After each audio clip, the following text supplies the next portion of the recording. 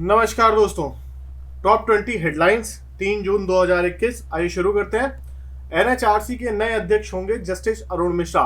Justice Arun Mishra को national human right commission का नया अध्यक्ष बना दिया गया है। वहीं आसाम राइफल्स के 21वें महानिदेशक के रूप में लेफ्टिनेंट जनरल प्रदीप चंद्रन नायर को नियुक्त किया गया है।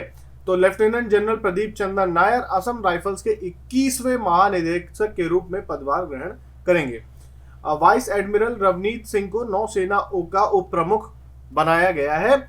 आप सब कमेंट में जरूर बताएं कि नौसेना के चीफ जो है वो कौन है, who is the chief admiral of Indian navy. वहीं टाटा स्टील के टीवी नरेंद्रन को सीआईआई का अध्यक्ष जो है बनाया गया है। पिछले वीडियोज में मैंने आपको सीआईआई के अध्यक्ष के बारे में सीआईआई का फुल फॉर्म भी बताया है, तो आप सब कमेंट में मुझे सीआईआई का फुल फॉर्म बताएंगे। टाटा स्टील के टीवी नरेंद्रन अब सीआईआई के अध्यक्ष होंगे। सीबीडीटी सदस्य जेबी महापात्रा को अध्यक्ष का अतिरिक्त प्रभार दिया गया। ठीक, तो central bureau of direct taxes जो है इसके सदस्य रहे हैं। पहले इसकी कमेटी होती है, इसकी कमेटी के जो सदस्य हैं जेबी महापात्रा, उनको अब अध्यक्ष पद का अतिरिक्त प्रभार दिया गया है। जब तक कि परमानेंट कोई अध्यक्ष नियुक्त नहीं किया जाता है तब तक इस पद का जो भी कार्यभार है वो जेबी महापात्रा को संभालना होगा। देश में एक राष्ट्र एक मानक योजना की शुरुआत की गई है।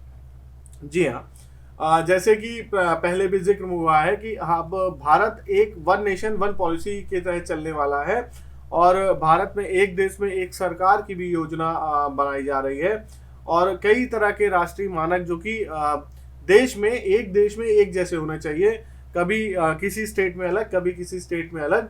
तो उसके लिए उसको चेंज करने के लिए देश में एक राष्ट्र एक मानक योजना की शुरुआत की गई है। महेश जेठमलानी और स्वप्न दासगुप्ता राज्यसभा के लिए नामित किए गए हैं। जी हाँ, 2 सदस्य मनोनीत सदस्य जो चुने जाते हैं तो उसमें राज्यसभा के लिए महेश जेठमलानी और स्वप्न दासगुप्ता को राज्यसभा सदस्य के लिए नामित किया गया है। टोटल जो मनोनीत सदस्य होते हैं उनकी संख्या होती है 12।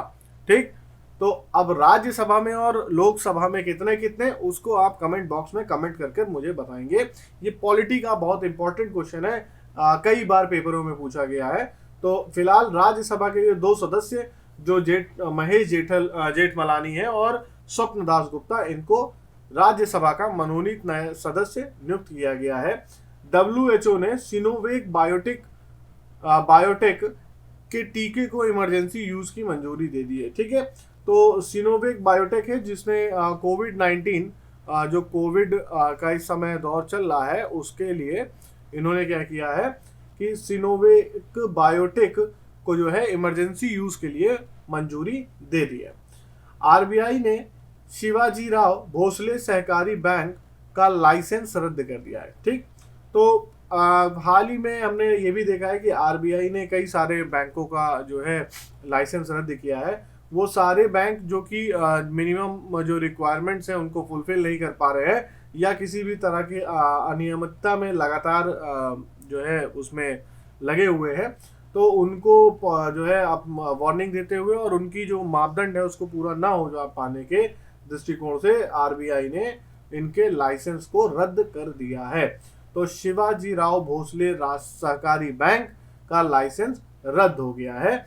विक्रम संपत ने लिखी सावरकर अ कॉन्टेस्टेड लेगेसी। ठीक है, तो ये विक्रम संपत जो है इन्होंने एक पुस्तक लिखी है। विक्रम संपत कौन है आप सब कमेंट में मुझे बताएंगे। इन्होंने अपनी एक पुस्तक लिखी है सावरकर अ कंटेस्टेड लेगेसी 1924 से 1966, जो इनका कार्यकाल है जिसमें इन्होंने अपना प्रदर्शन किया है। ठीक है, तो ये जो प्रदर्शन है ये किस क्षेत्र से बिलोंग करता है, तो ये भी आप मुझे कमेंट करके बताएंगे। सावरकर अ कंटेस्टेड लेगेसी 1924 टू 1966, ये इनकी एक पुस्तक है विक्रम संपत की। पेपर में बुक से हर बार एक क्वेश्चन आता है, गारंटीड है कि एक क्वेश्चन कभी भी करंट अफेयर आएगा तो उसमें एक क्वेश्चन बुक से आना तय रहता है। ठीक, तो बुक्स और राइटर के नाम जरूर से याद रखें। कभी कभी राइटर जो है बुक का नाम दे देता है, पूछ लेता है इसके राइटर कौन है, ठीक है, या हाल ही में इनके द्वारा लिखी गई पुस्तक कौन सी है। तो ये दो तरह के क्वेश्चन बनते हैं जिनमें से कोई एक पूछा ही जाता है। तो विक्रम संपत इस बार जो है विक्रम संपत हेडलाइंस में आते हैं। तो विक्रम संपत ने सावरकर अ कंटेस्टेड लेगेसी 1924 से 1966 पुस्तक लिखी है।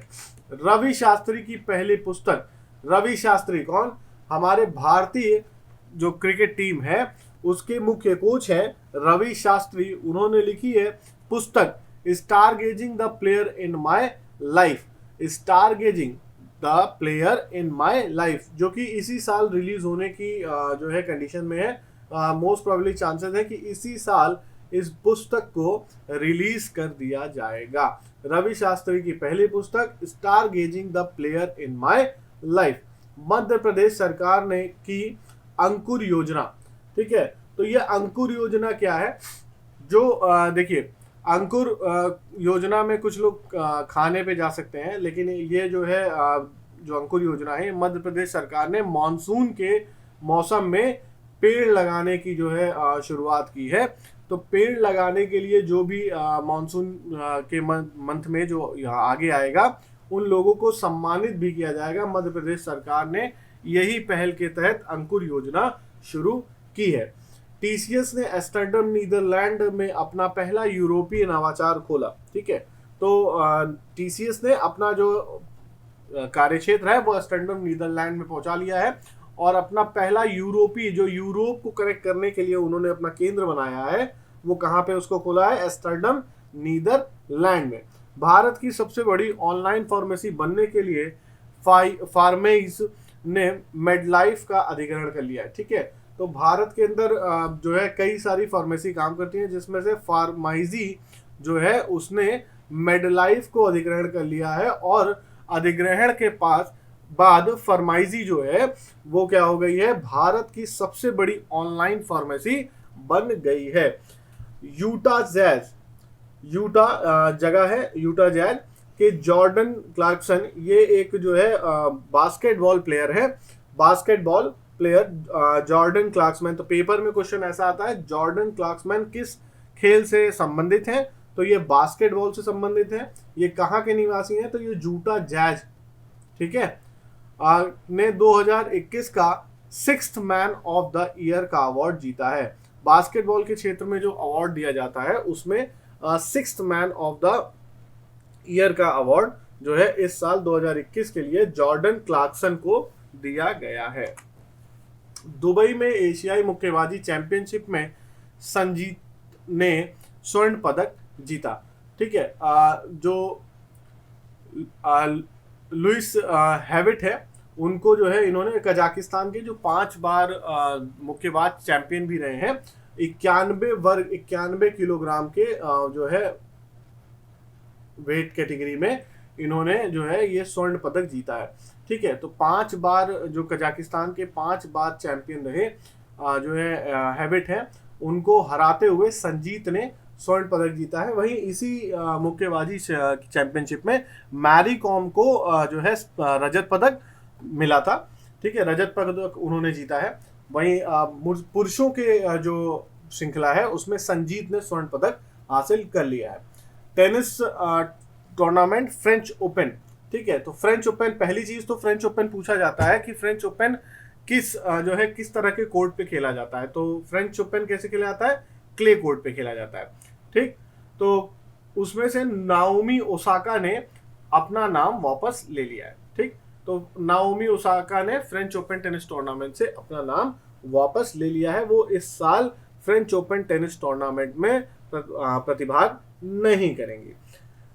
डेनमार्क के पूर्व प्रधानमंत्री पॉल स्लूटर का निधन हो गया।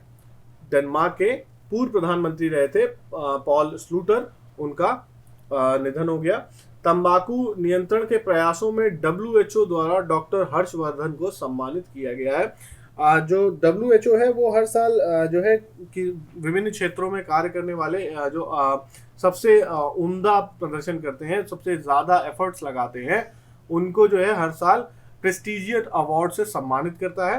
तो इस साल का WHO का प्रेस्टिजियस अवार्ड जो है वो डॉक्टर हर्षवर्धन को दिया गया है। किस लिए दिया गया है? तंबाकू नियंत्रण के में प्रयासों के लिए। ठीक है, तो क्वेश्चन इस तरह से आता है कि डॉक्टर हर्षवर्धन को WHO द्वारा कौन सा सम्मान दिया गया? तो प्रेस्टिजियस अवार्ड 2021 दिया गया। किस लिए दिया गया? तो तंबाकू नियंत्रण में प्रयासों के लिए दिया गया। Justice Vikramjit Sen IBF Indian broadcasting foundation की digital media content regulatory council के प्रमुख होंगे। ठीक है, तो जो भी हमारा मीडिया है, जो भी हमारा जो पूरा का पूरा broadcast media Indian broadcasting foundation है, उसमें जो है एक नई काउंसिल जोड़ी गई है जो कि क्या करती है, डिजिटल मीडिया जो भी है उसका कंटेंट पे रेगुलेटरी अथॉरिटी बनाई गई है। तो ये रेगुलेटिंग काउंसिल है, उसके जो प्रमुख होंगे वो होंगे जस्टिस विक्रमजीत सेन। ठीक, तो IBF का full form Indian broadcasting foundation और digital media content regulatory council. ठीक, उसके प्रमुख जस्टिस विक्रमजीत सेन।